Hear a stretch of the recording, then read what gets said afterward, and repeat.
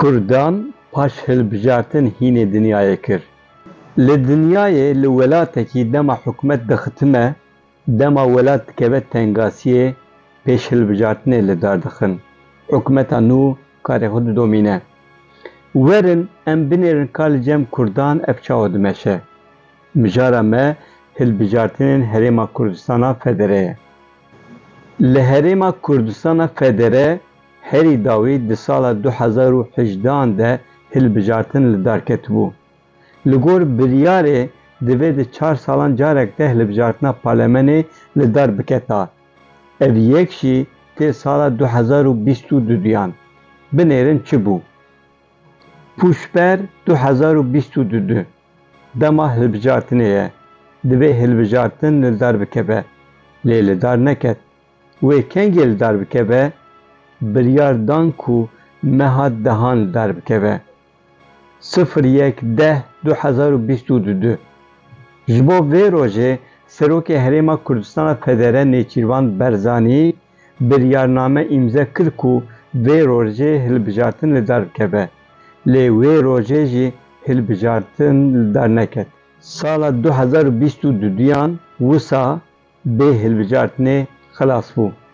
2023 di 6 mehên pêşî yên salê de partiyên Kurdan ên başûr lehev nekirin, hilbijartin çê nebû.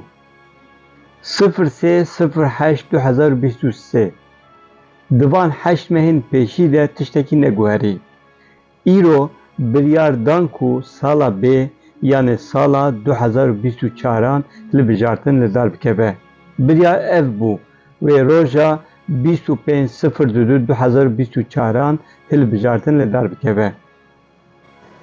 25/02/2024 carekî din hilbijartin li dar neket. 03/03/2024 biryar hat dayîn ku roja 10/06/2024 hilbijartin li dar bikeve. 10/06/2024 dîsa hilbijartin li holê nîne. Ma kengê niha jî qala meha dehan a 2024 tê kirin. Di vê navberê de PDK roja 18 adara 2024 ragihand ku ew dê beşdarî hilbijartina ku îsa li dar bikeve nebin. Sal û nîv berê divê hilbijartin li dar biketa, li dar neketiye ya niha jî PDK boykot dike. Çima PDK boykot dike? PDK dibêje ji ber kotayên kêmareyan hatine betalkirin ew boykot dikin. Çi bû bû? Roja 21 Reşemiya 2024 Dadgeha Bilind a Federal a Iraqê hejmara kursiyên Parlemena Kurdistanê 11 heb kêm kiribû. Li Parlemena Herêma Kurdistanê 111 kursî hebûn. Ji vê 100 kursî ji bo hilbijartinê, 11 kursî jî ji bo kotayên kêmareyan bûn. Ji van 5 kursî ji bo Tirkmenan, 6 kursî jî ji bo Xristiyanan. Di nav van de ji bo Keldanî Suryaniyan 5, ji bo Ermeniyan kursiyek dihat vedqetandin. Ev kotayên kêmareyan bûn ku dadgehê betal kiribû. PDK dibêje ev bêedaletiye ji ber vê yekê ez beşdarî hilbijartinê nabim. Dema mirov wisa lê binêre çi biryareke di cih de, çi biryareke pîroz e ne? Bi rastî jî wisa ye na. Çima?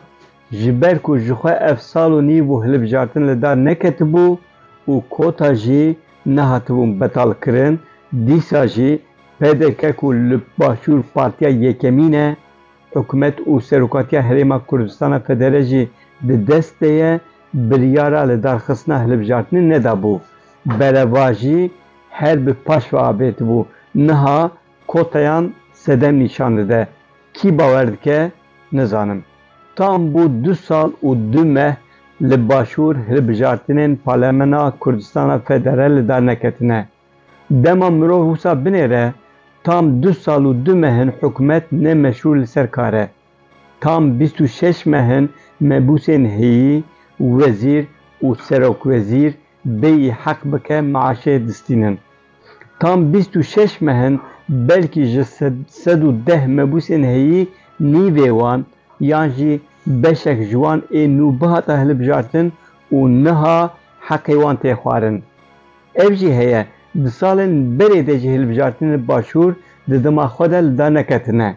Herî dawî di sala 2018 de hilbijartina parlemenê li dar ket, lê ev hilbijartin di vê 2017 de li dar biketa hatibû paşxistin. Di sala 2015 de jî bêyî hilbijartin li dar bikeve, hilbijartina Serokatiya Herêma Kurdistanê ji bo 2 salan hatibû paşxistin, bêyî hilbijartinê Serokatiya Mesûd Barzanî ji bo 2 salan hatibû dirêjkirin. Bi Kurd û Kurmancî pêdiviya Kurdan bi pêşhilbijartinê heye lê ew paşhilbijartinê dikin. Bi vî awayî wê kî bawer bike ku Kurd ber bi demokrasiyê vediçin.